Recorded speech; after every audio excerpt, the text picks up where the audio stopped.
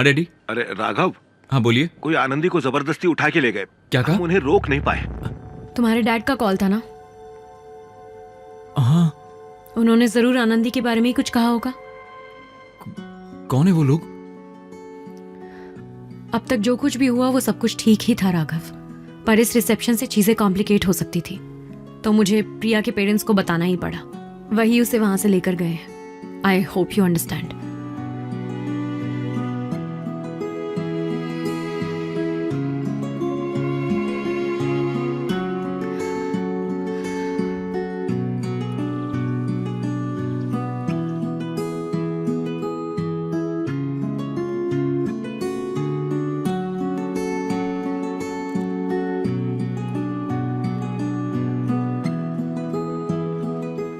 प्रिया को उसके पेरेंट्स से बहुत डर लगता है। जब भी वो उन्हें देखती है, आनंदी चली जाती है और प्रिया लौट आती है। आनंदी के जाने और प्रिया के लौट आने की इकलौती वजह उसके माँ बाप है।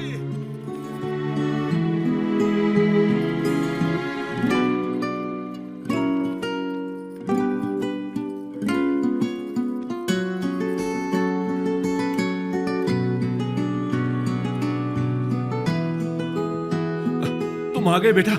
वो आनंदी को ले गए। बेटा कौन थे वो लोग? कुछ लोग आकर आनंदी को ले गए बेटा। राघव सुन तो। आनंदी कहाँ गई राघव? बेटा कुछ बोलता क्यों नहीं? बेटा बता। राघव।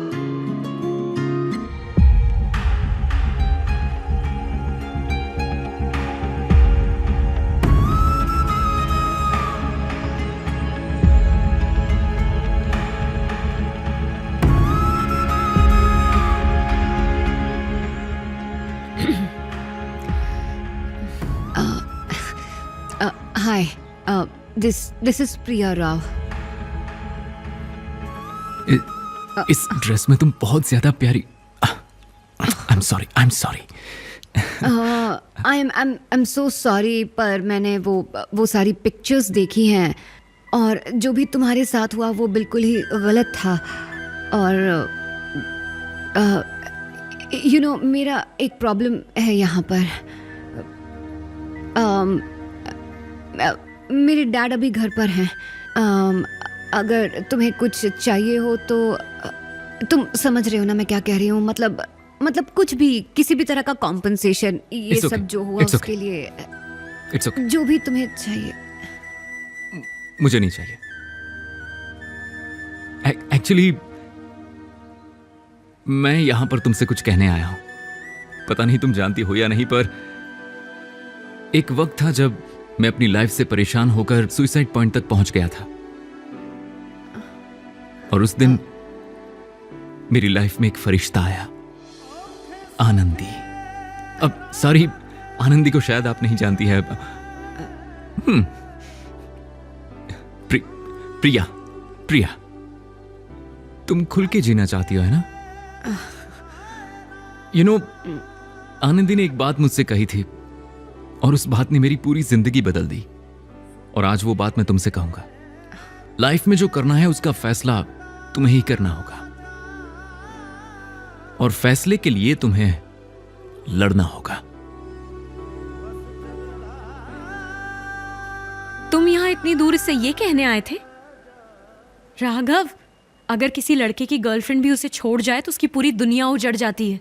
यहाँ तुम्हारी बीवी तुम्हें छोड़ रही है तो इतनी आसानी से, ऐसे ही आसानी से जाने दोगे? आसान तो बिल्कुल नहीं है, पर कोई रास्ता नहीं है।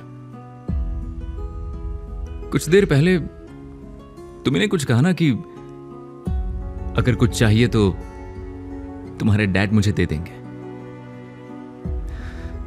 उसी वक्त मेरी समझ में आ गया था कि तुम्हारी दुनिया और मेरी दुनिया बहुत अलग है। स्कूल में जब था ना, जब 10th में था, तो मेरे डैड ने कहा कि अगर 90% मार्क्स लाऊंगा तो मुझे एक साइकिल दिलाएंगे। और फिर एक बार एक कॉलेज की बिल्डिंग दिखाई और कहा अगर फ्री सीट ले आया ना तो बाइक लेकर आऊंगा। मैंने सब कुछ किया, पर ना कभी साइकिल मिली और ना कभी बाइक। उस दिन एक एहसास हुआ कि असल में मेरे डैडी की वो सब खरीदने की औकात ही नहीं थी। हम तो ऐसे ही हैं जी, सपने देखना जानते हैं, मेहनत करना जानते हैं, और अगर कुछ ना भी मिले ना तो सफर को एंजॉय कर लेते हैं। एडजस्ट करना आ गया है हमें। सो इट्स ओके, थोड़ा और एडजस्ट कर लेंगे। आनंदी, आदि, माया, श्री श्री, झांसी, बेबी, मैंने उनके साथ पिछले 6 महीने जो बिताए हैं ना, उनकी कई सारी यादें मेरे साथ रहेंगी। तो गुजारा हो जाएगा। मेरी लाइफ यहां रुकने वाली थोड़ी है। किसी दिन किसी और से फिर से मेरी शादी हो जाएगी, फिर मेरी भी एक बेटी होगी। और अगर बेटी हुई तो जानती हो उसे क्या कहूंगा? देखो बेटा, तुझे लाइफ में जो भी करना है ना, पूरा दिल लगाकर कर लेना। और कभी मुश्किल आए और डर लगने लगे ना, तो ये तेरा बाप खड़ा है जो तुम्हें हमेशा सपोर्ट करेगा।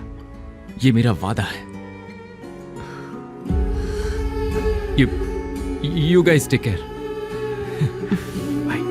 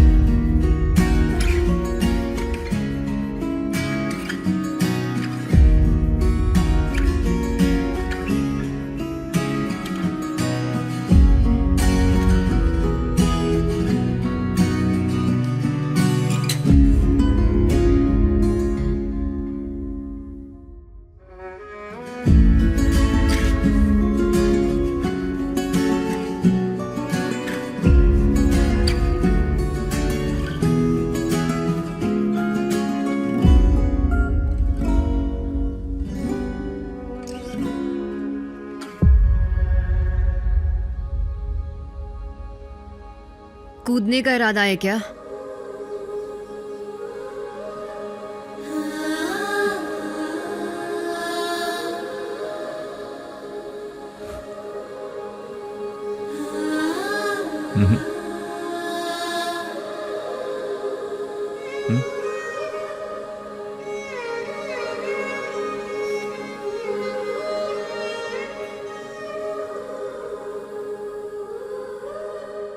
अब ये मेरा फेवरेट स्पॉट बन गया है काफी अच्छा है ना?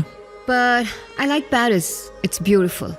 हाँ जानता हूं, पेरिस मेरा भी कभी सपना था और अब लगता है कि शायद सपना ही रह जाएगा।